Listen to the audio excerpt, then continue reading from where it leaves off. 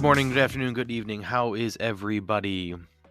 Welcome to another episode of Roll Around Find Out. In today's episode, we're going to be doing a little dungeon designing for my school campaign based on Honk, a goose hydra on the loose. And I think it will be worth your time. I've already pre-recorded it, and I'm pretty happy with how it turned out. It is a 4-room dungeon with 3 hallways, and I'm going to call it a dwelling instead of a dungeon. And again, I think it was pretty cool. I think you'll like it. But first, we will do a slightly different version of my drive-through RPG random item. If you listen to the whole episode, you'll see that I found this whilst recording, and this really blew me away. I thought it was super cool, and it's just a resource that I want to share. There's a website here that I don't know if it's still operational. A quick 2-second search here. It looks like 2024 is being commented on here, so it must be. It's very popular.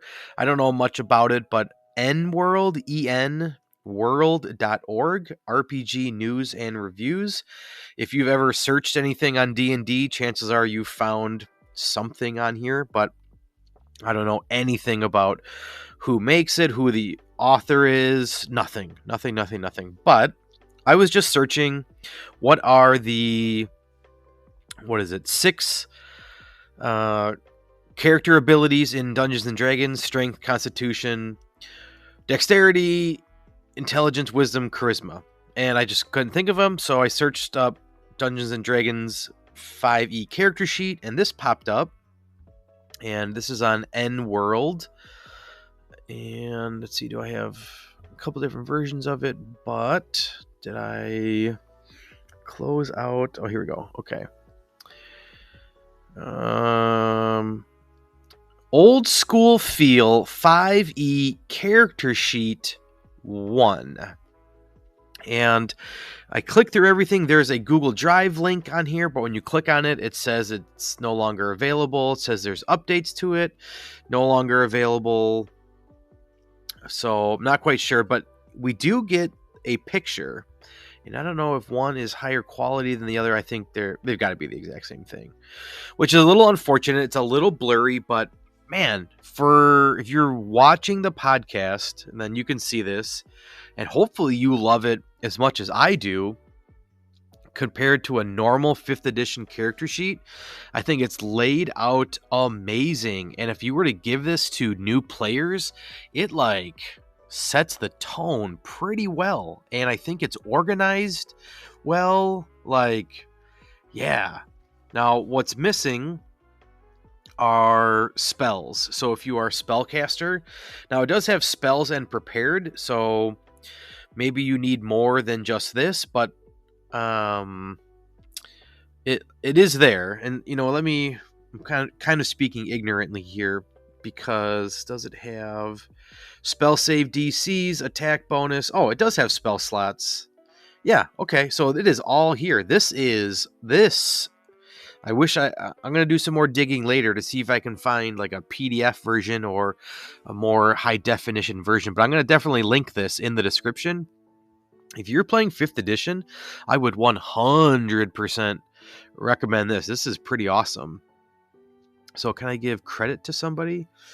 This is by Sean 3D Guy. Posted in October of 2016. Last seen on 2020. Hopefully the COVID didn't get him. Ooh, oh, he's from California. Okay, well, I'll do my best. But if you're looking this over, dang, this is cool. The aesthetic of the dungeon, the statues here, the demons holding spears, the scrolls. This is great stuff. Your strength score, your modifier, and the save, hit points, armor class, movement, initiative. I mean, it's all here. Your tool proficiencies, skill proficiencies,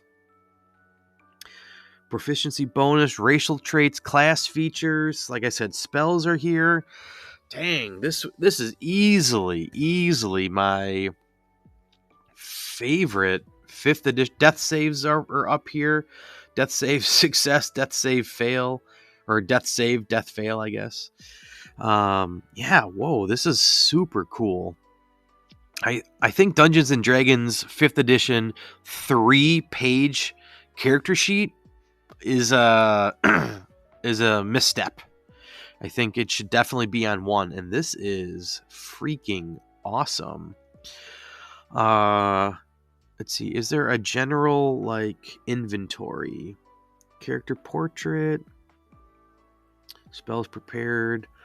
Yeah, I don't see inventory, but you know what? You got the entire backside, so write down the stuff you're carrying. All right, that's awesome. Yeah, I'll link it in the description. That won't be HD quality, but actually, let me see. Let's go printer-friendly PDF. Yeah, I think I'm gonna suspect. I won't go down the rabbit hole, but I suspect it will be blurry. Okay, that's that, and then we'll move on to the next session here, or the next category here, and show you what's been on my bookshelf. So, see you when I change the setup. I'll be right back.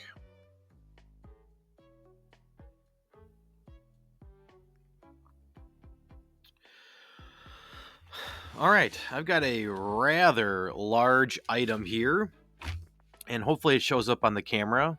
Got my screen being recorded and top-down view here of my webcam, and when I do that, I can't see what's going on in the webcam, so hopefully you're bearing with me quite well here.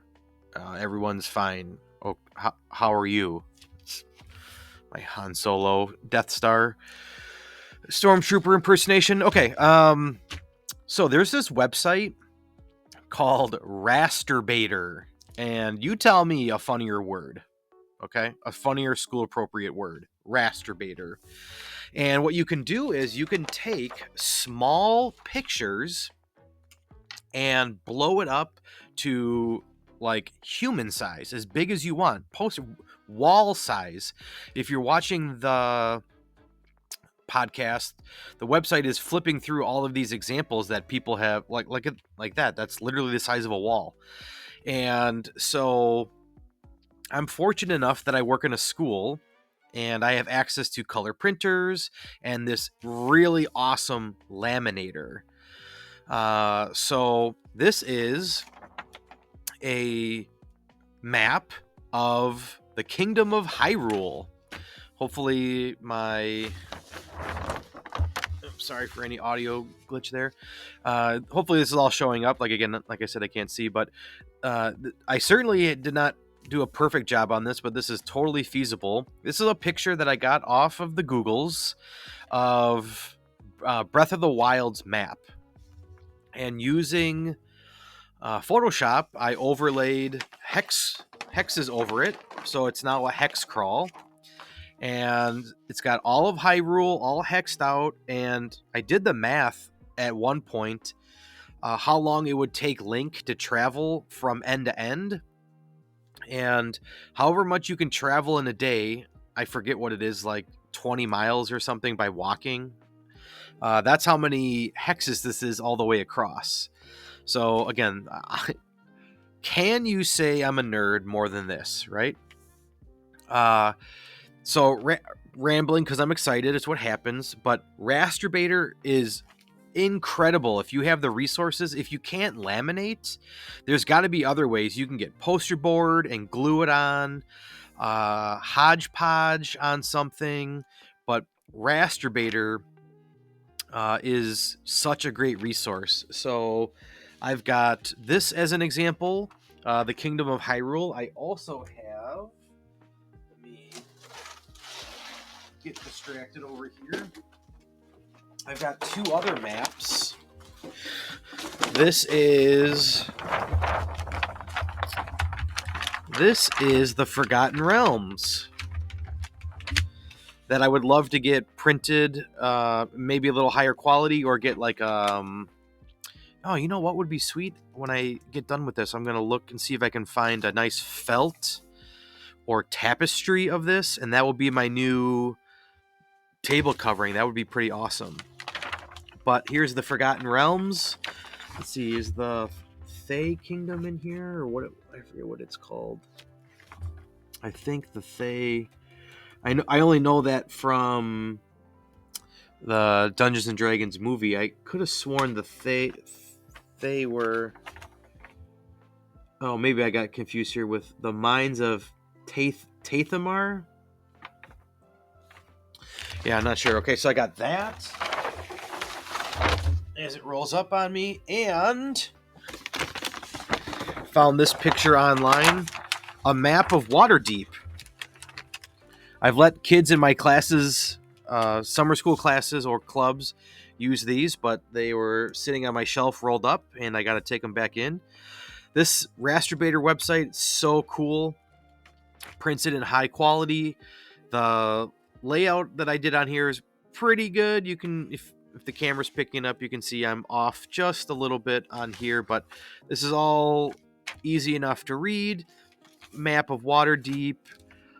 Having physical items like this at the table, even though I play virtually most of the time with my friends, it's just super cool to have. So Rasturbator's the website. Go find yourself some images. Obviously, the higher the quality image, the better the raster will turn out. But I used this with my kids one summer. We played a couple sessions. Ultimately didn't finish it, but they started, if you know Breath of the Wild, we started at Hyrule Castle, and they couldn't get in because Ganon's protecting it. They were on a mission to help Link find the Triforce. And the first step that they had to do is they had to go to the Zora's Domain.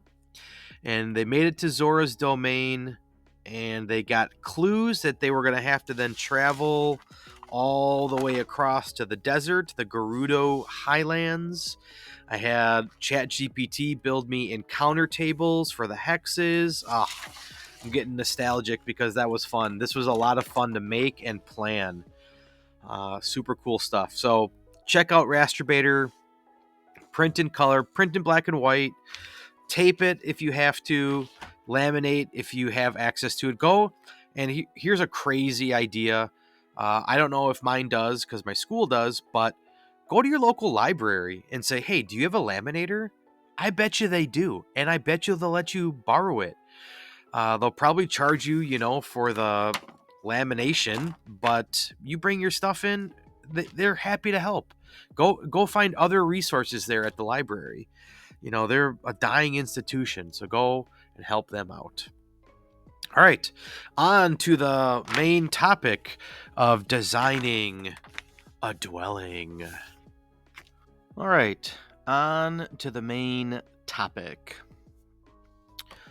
We are going to draw a dungeon for my hopefully last session of running the Honk adventure that I found thanks to this podcast that I had forgot that I had. I've been running it at my table at school, and it's proven to be quite the hit.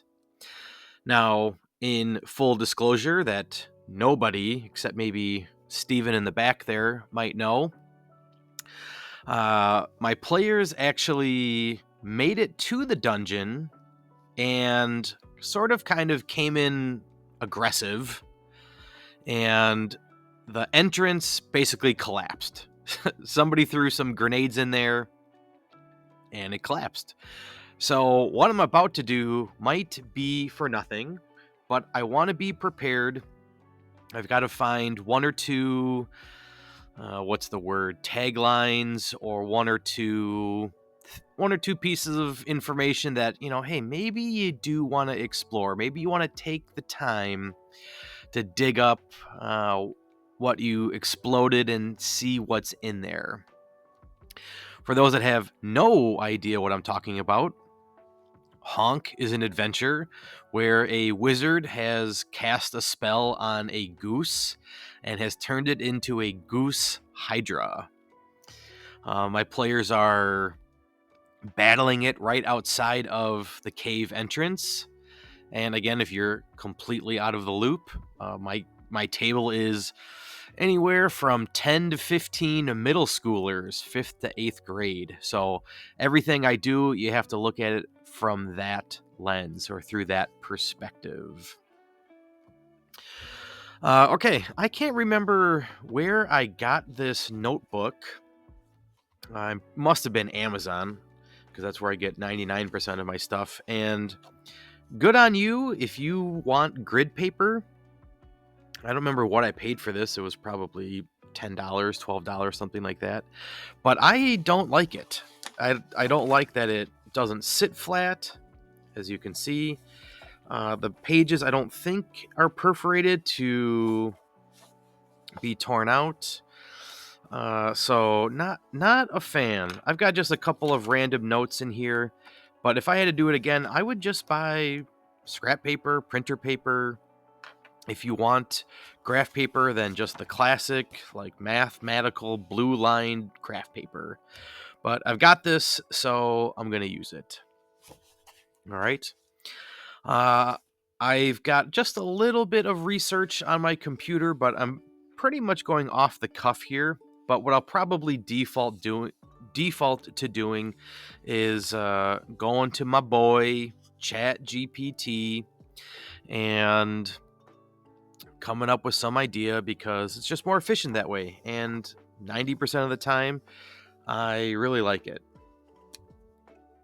All right, so let's just kind of go with what is the purpose of this dungeon. So it is a cave. And if you are watching this, I think you can read that. It says cave. And it is natural. It is mostly made of mud. It is made from straw. It is made of clay. So I don't really want a very rocky, stalactite-filled dungeon, and we're not going that deep. What this is basically is an animal's dwelling. Now, the big thing that makes this special is that it has to fit a huge hydra, like the size of a 2-story house hydra, maybe even bigger.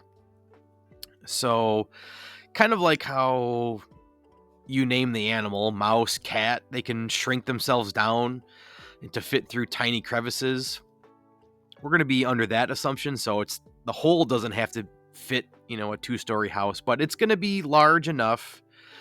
The tunnels are going to be large enough for this massive goose to go through. Okay, so natural, mud, straw, clay, also feathers. Oh, you know what?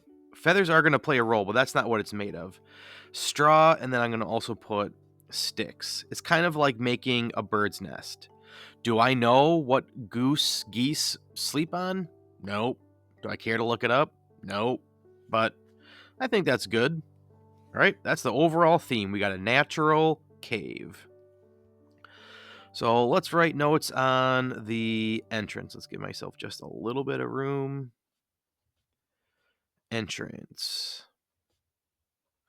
So the players have 2 players made it into the entrance, and it was already just mud.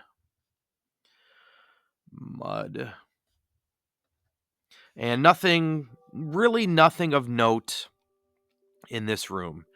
The purpose is essentially to get the players to switch the mindset of, oh, okay, we're in the dark now. Like, before the danger sets in, let's light a torch, let's make plans. There's mud, there's feathers, and there are tracks that lead deep into the dungeon, the dwelling. I kind of like that. Actually, we're gonna just make a little note up here. The dwelling. It's probably I feel like I'm being so original right now, but there's probably 7,000 modules of the dwelling of Anchor Fist, the dwelling of the Black-Eyed Bandits, but dwelling. For this instance, it sounds better to me than a cave, because while a cave is natural, that's rocky, dwelling seems more natural and muddy to me in my brain. All right, mud, feathers, tracks. Anything of note that I would want to include in this first room? I don't want a trap. I don't want an encounter. What is something to make it memorable? And this is the awkward silence of, let me just sit and think about it, when I could just go to ChatGPT and keep the ball rolling, right? But I want to challenge myself, at least for right now, until I get frustrated. What is something I can do to make this a memorable entrance? We got mud, we got feathers, we've got tracks. The only thing special about the Hydra that the players have been cued on is that they found one feather as the goose Hydra called the Honkdra flew over, and it had a tinge of black on it. There is one feather on the goose Hydra that has that is black. So they already know, because it came out, because they threw a grenade, it crumpled, and then they felt a rumble as the Honkdra barreled his way through the explosion and burst it wide open. Mud, feathers, tracks. All right, we're going to come back to it. And we're going to draw out, let's do this over here. I have no idea. Let's be real boring, and let's keep just a square here. Here's the E for the entrance, right? And just to be difficult, let's go down on an angle, just completely ignoring the grid system that I have here. All right, and I'm gonna write in here that it's muddy. All right, so let's go H1 for hallway 1, and my goal is 4 rooms, 5 rooms would be pretty good. The entrance, I don't know if that counts. There's really nothing of note there. So, H1. All right. Let's make it a little more numerical. H1. And let's go over here. It is muddy. In fact, it is slippery. So let's do a dex check,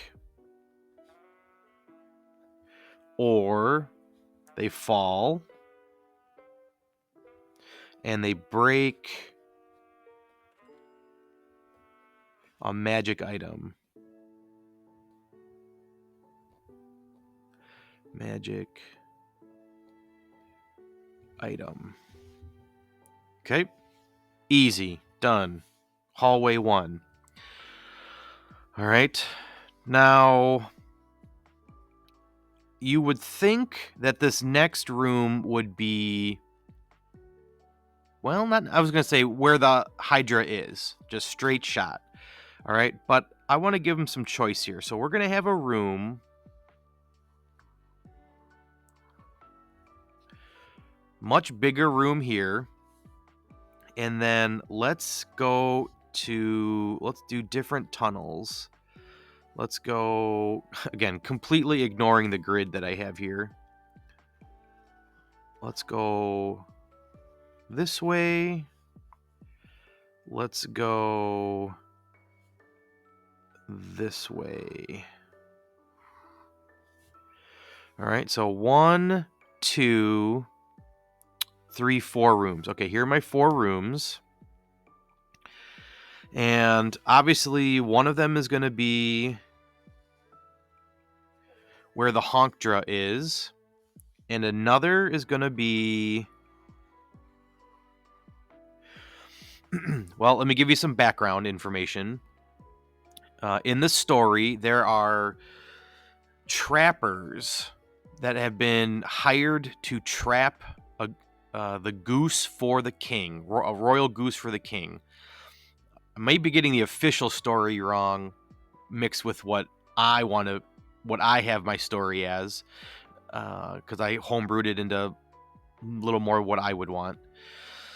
But there are trappers that need to be rescued.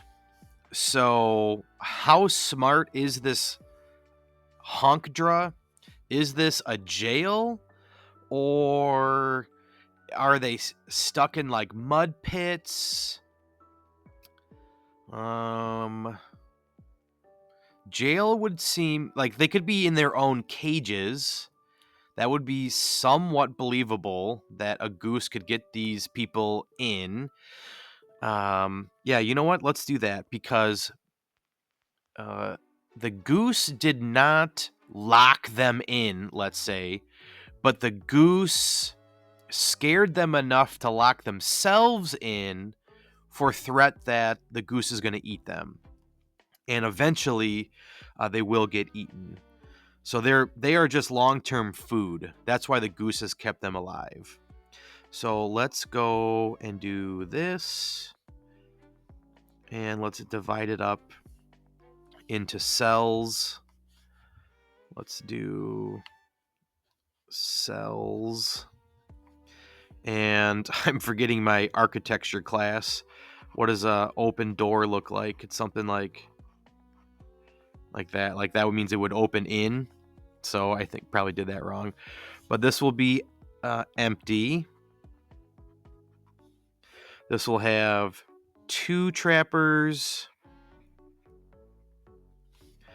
And then we'll have 1 trapper and 1 trapper.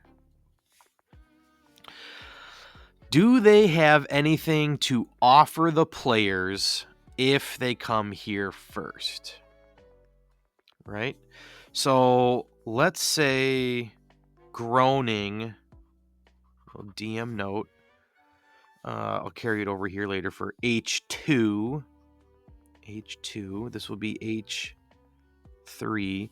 That groaning. Actually, let me do it here. I don't know how you do prep, but you're getting firsthand how random my brain works. H3 for prep. There is groaning. Herd.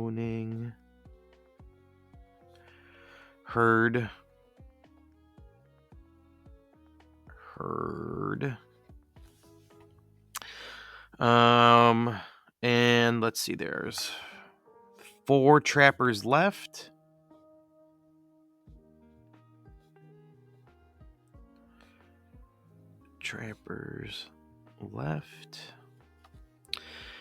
And they can offer rope. I'll put in parentheses magic ?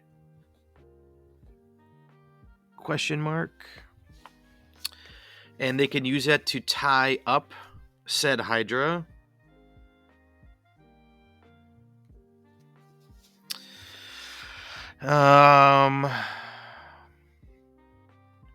What else could they offer? Okay, they could offer... Now, again, my players have already encountered it, so it's kind of moot. But Why are they there? They can offer tips on how to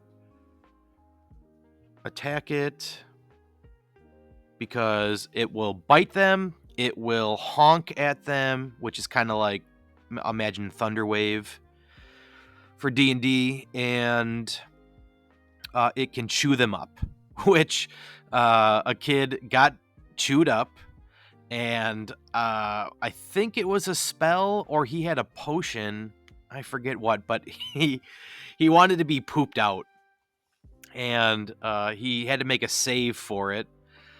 Maybe it was a dex check or something, but he failed it, so he was like in the stomach still, but about to be in the intestines, to start the process, and then he failed. So I said, well, you got stuck, but then you popped back into the stomach, and that was pretty funny. Okay, so for trappers, they offer rope, maybe magic rope, and tips on how to attack it and how to trap it. All right. Oh, this should be... This is... Oop, I labeled that. See? Bad at this. That's not H3. That is the cells. Cells. H2. So I messed this up. H2. This is where the groaning can be heard.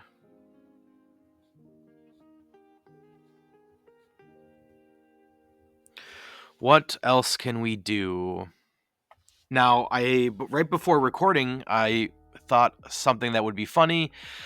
These kids these days, they don't know about a good tar and feathering.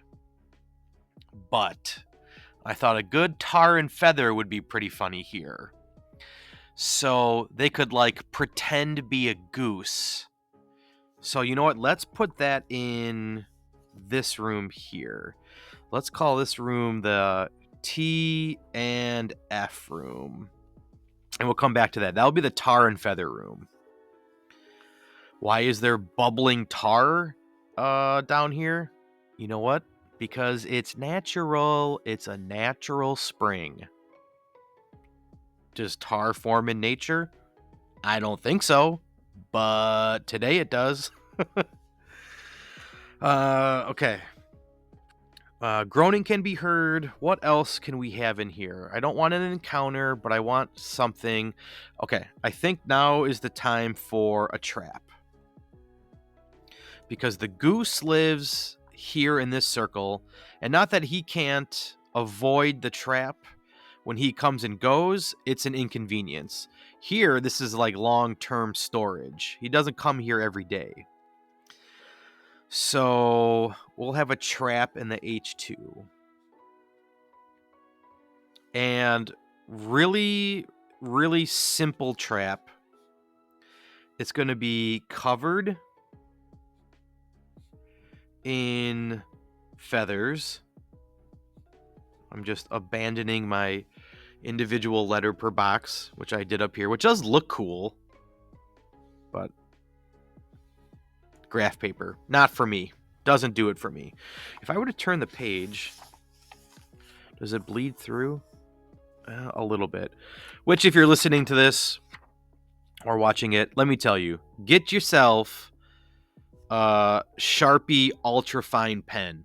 These are the ultimate pens. I know everybody's got their preference, and whatever the G2 Pilots are, I used one of those again at work the other day, and that was pretty nice. That wrote pretty smooth, but I just have like OCD is the wrong word, but like just the ballpoint drives me crazy. Like, what if it skips on ink? You know, it can certainly happen in here, but with this felt tip, it's like always loaded. It's always ready to rock. No matter the angle, it's always got ink in it. And just so fluid, so smooth. Love the color, and it does bleed through. You'd have to be looking really close in my video to see that. But Yeah, okay, all right. Sharpie ultra fine pen. Go get you some. They're pricey, but they are worth it. And like any pen you ever buy, you're gonna lose it long before you run out of ink on it. Okay. It is a trap covered in feathers. If okay. I kind of want to back out on that because we already have a dexterity trap in H1. So let's go. What are the pause, timeout? What are the skills here? I could do a strength-based one. That might be good. I'm going to pause it. I'm going to come back. I don't want to waste your time here, so hang on. All right, I'm back. That was actually very productive for me there because a little behind the scenes here, I'm recording the main part before the intro, and I didn't have an intro planned, so that's why I jumped in to do this. But when searching for the character sheet, Constitution is the one stat that I want to go for here. And I'm going to circle back to, for the intro, skip my probably drive-through RPG item and talk about this that I'm looking at that you can't see yet.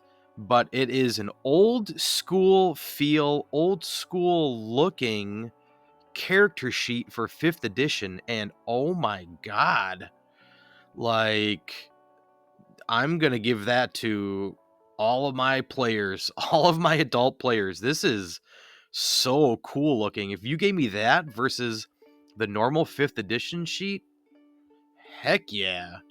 All right, but we'll come back to that because that's not where we're at now. But that was awesome. Okay. So on to H2 here. I'm not quite, my brain. I literally was off camera thinking like, how am I going to do this? Okay.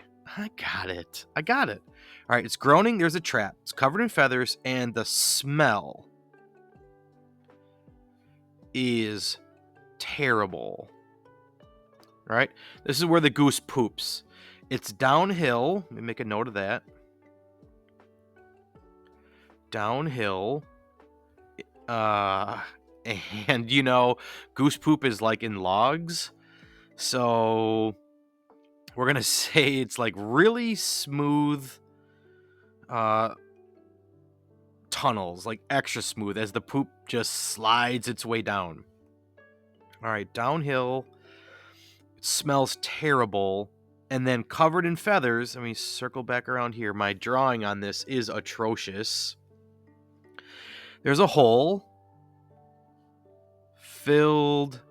I'm not even writing on a line right now. I am in betwixt two grid lines. Hole filled with poop.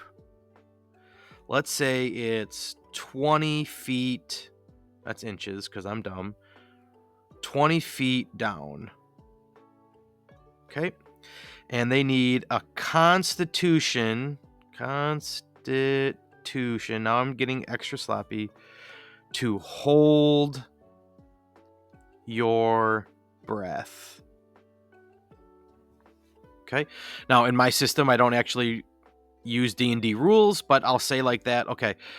Like a different mechanic. It's not your strength. It's not your mind.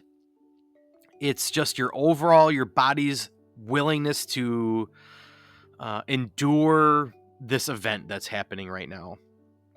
All right, sweet. So we got poop-filled hallway.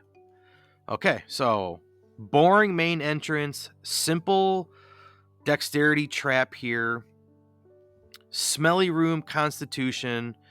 We've got the trappers here in the cells. All right, so we've got 3 left to go.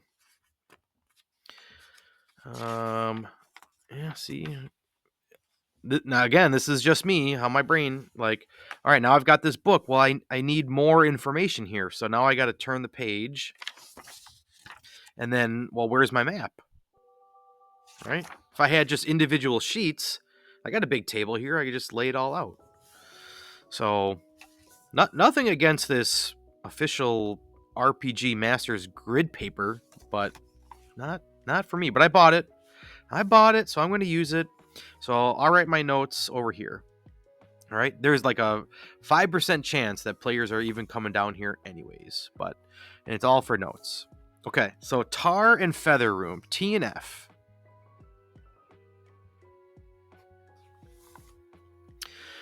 There is bubbling.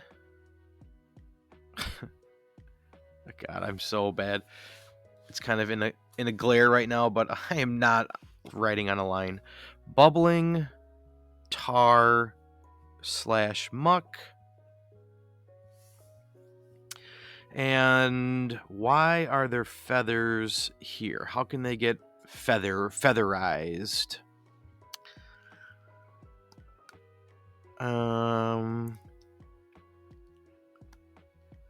Let's come up with a really epic description for this room. As you enter this room, the smell of burning tar enters your nostrils. You always got to go with the senses. All right, the smell. What do you see?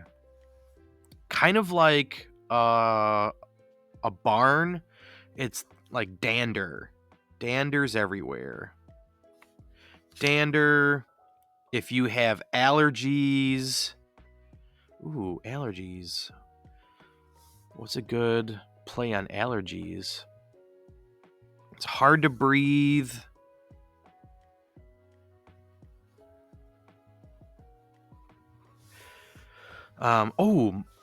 Molting. Do geese molt? That would be perfect. Okay. Do geese... some veterinarian is like, you're so dumb. Sorry, Cassandra, the veterinarian back there. Yes, geese molt or shed their feathers in the summer. Okay, so awesome. Hard to breathe. It's molten. Tar and feather. Molten time. Yeah. And okay, let's see. Do they have different demeanor? Geese lose their flight feathers and grow new ones. During this time, geese are grounded and can't fly. Ooh. The hydra's already been flying. When they do a geese molt to have their full set of new feathers for migration, how long it lasts. New feathers will grow in, and the geese will regain their ability to fly. Farmers may also pluck geese's feathers more often to get down, which can happen up to 16 times in a goose's lifetime. Thanks, AI overview. Google Gemini. All right, it's molten time. And the molten and the dander and the allergies are so hard that they can smell it, but they can't see. And torches, how are torches impacted by this? They're like burning the feathers, causing smoke. Burning feathers equals smoke. All right, that's enough for me. Players are going to struggle just navigating in this room. There'll be coughing, there's allergies. If they light a torch, it's smoke. Really can't see where they're going. They got to go by touch, by feel, and then, oops, they fall into the tar. And, well, I already have Constitution down here, so I don't want to do that. Let's see. Strength. Yeah. Okay, strength checks. To pull out of tar. Okay, so now it's very likely that they will be covered in feathers. And maybe, just maybe, some kid might get the idea that, ooh, I can dress up as a goose and try to trick him.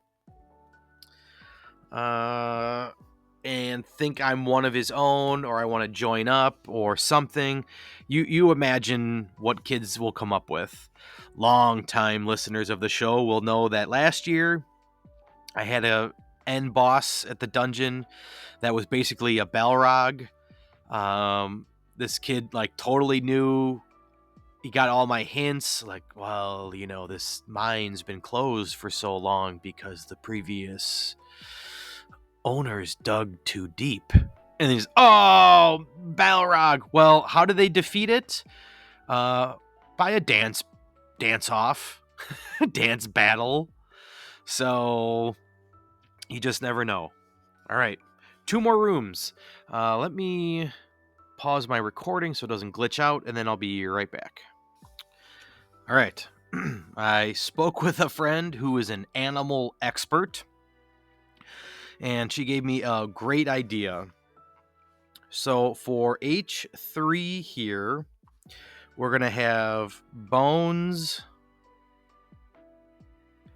and eggs, cracked eggshells. And it's going to be a different sort of dexterity, not for slipping, but for making any sort of sound.